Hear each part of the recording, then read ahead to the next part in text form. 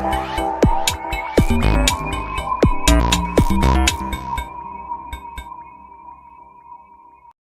everyone, welcome to this psychology lecture series. In this video, we are going to talk about humanistic existential theory. The humanistic existential theory promotes better self-awareness. However, in psychotherapy, humanistic and existential theories are very different from one another. Humanistic theory suggests that every human is trying to find the best way to be the best version of themselves on a daily basis. The existential theory suggests that primary motivation of humanity is to search and eventually find the meaning of life. The humanistic existential theory attempts to combine the similarities of both theories into one meaningful psychotherapeutic option. Let us take a look at an example and see what the humanistic theory and existential theory has to say about it. Anu has a great fiancé who loves her very much. But Anu is so terrified that she is making the wrong choice that keeps her thinking of leaving him. She loves him, but her fear is holding her back. On the surface, everything looks good for Anu. She is in love with someone who loves her back and they are engaged to be married. Anu is young and she has her whole life in front of her. So what is causing Anu's fears?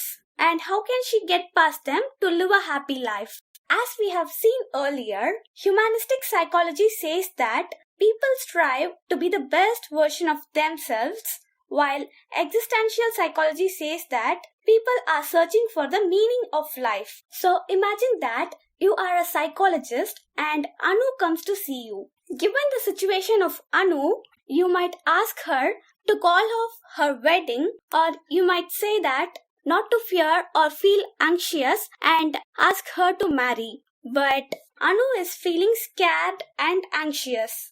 At the end of the day, what matters is Anu's perspective, not anyone else's. Humanistic and existential psychologists place very high importance on the individual's experiences and his or her view.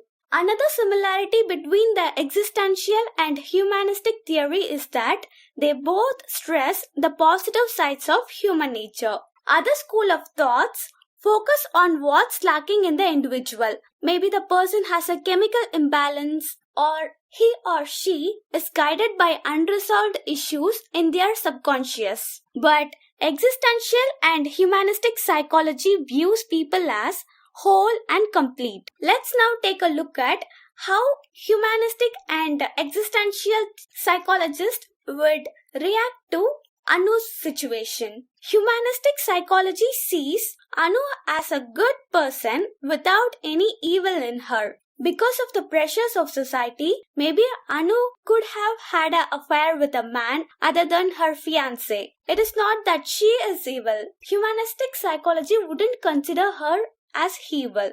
Instead, it is the society that has acted on her and she has reacted. On the other hand, existential psychology would say there are both good and evil and the choices they make are what they define them. Anu is both good and evil, and the bad choice she made to have an affair with another man is a reflection of that bad side of her coming out. Abraham Maslow is considered to be the father of humanistic psychology.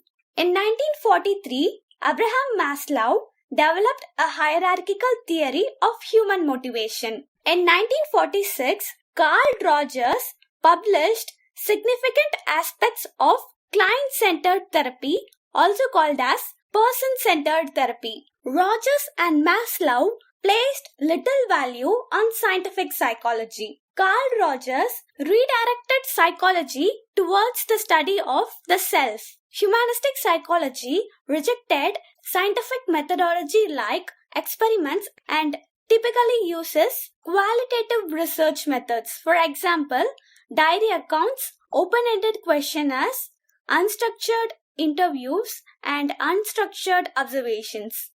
In 1962, with the sponsorship of Brandeis University, This movement was formally launched as the Association for Humanistic Psychology. In 1961, the first issue of the Journal of Humanistic Psychology appeared. In 1962, Maslow published Toward a Psychology of Being, in which he described humanistic psychology as the third force in psychology, the first and second being behaviorism and psychoanalysis. Danish philosopher Søren Kierkegaard is generally called as the father of existentialism. Kierkegaard stated, "I exist, therefore I think," in contrast to philosopher René Descartes' famous words, "I think, therefore I am." American psychologist Rollo May became one of the most important person in the existential movement. He wrote the famous book Love and Will. Another influential existential therapist is Viktor Frankl. He developed the logotherapy. Frankl's approach is based on three philosophical and psychological concepts.